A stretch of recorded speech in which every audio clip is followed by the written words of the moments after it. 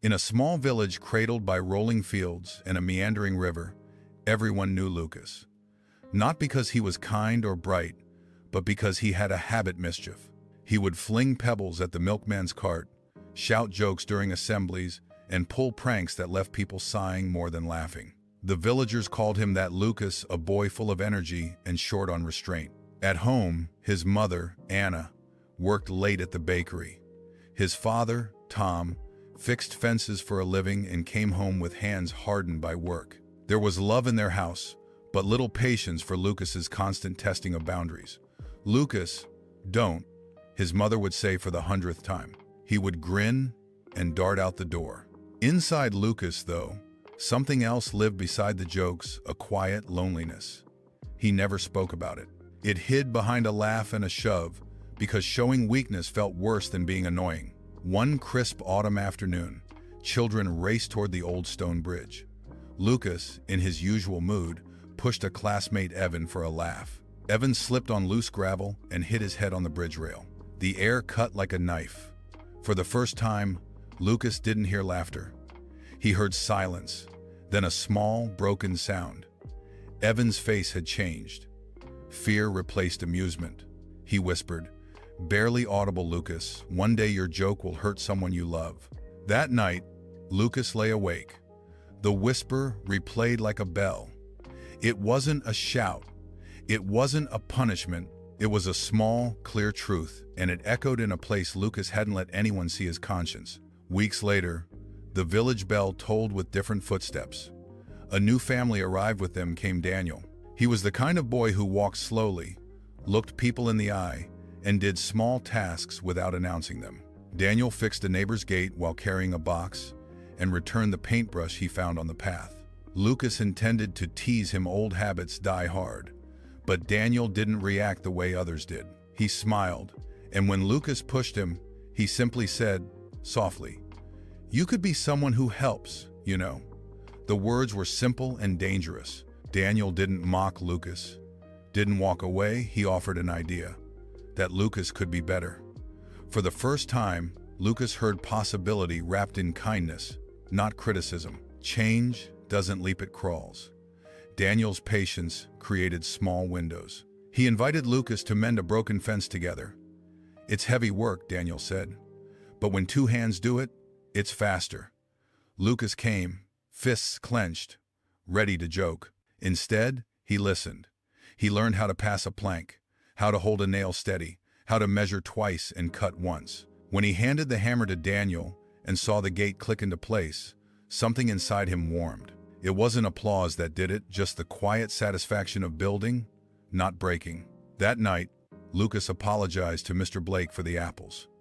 The apology was short, but it trembled with truth. Mr. Blake's surprised, gentle nod felt like a small healing.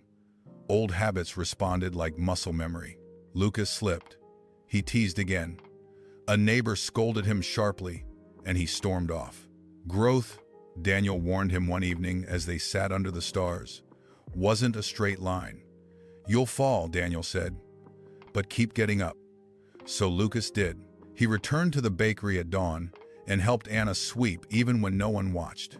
He tutored Evan after school until their friendship grew a slow, steady root. He stopped being the boy who interrupted and started being the one who asked, "How can I help?" Each day, he chose one small good thing. One small good choice accumulated into habit. Months later, the river swelled after a storm. A horse cart got stuck near the bridge. Panic swirled.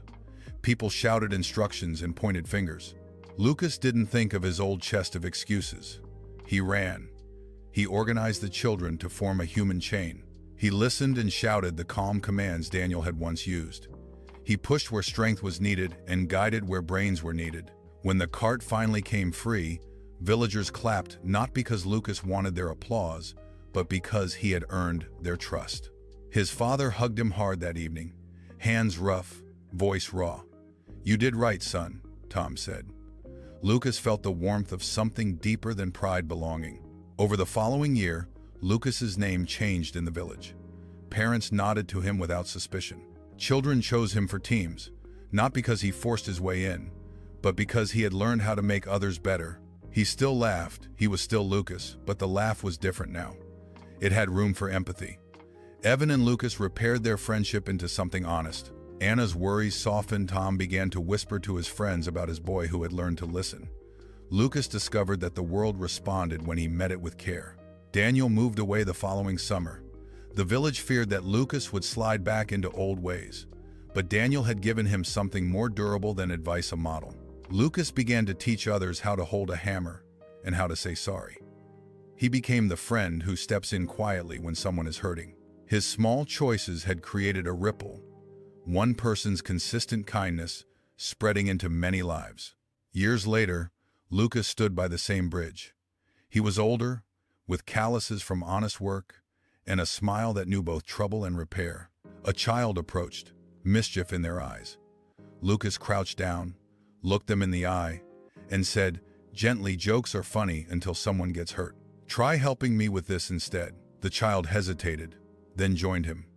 As the years passed, the village remembered the boy who once caused sighs and became the man people trusted to steady the tilting cart. Lucas understood then what Daniel had taught him: without grand speech, change comes one small choice at a time, and kindness changes the shape of a life. If you want one takeaway to tell your viewers, you don't become someone new overnight.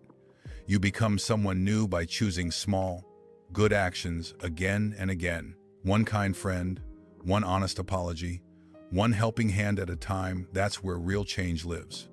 Thank you for watching this video. Stay inspired and see you soon.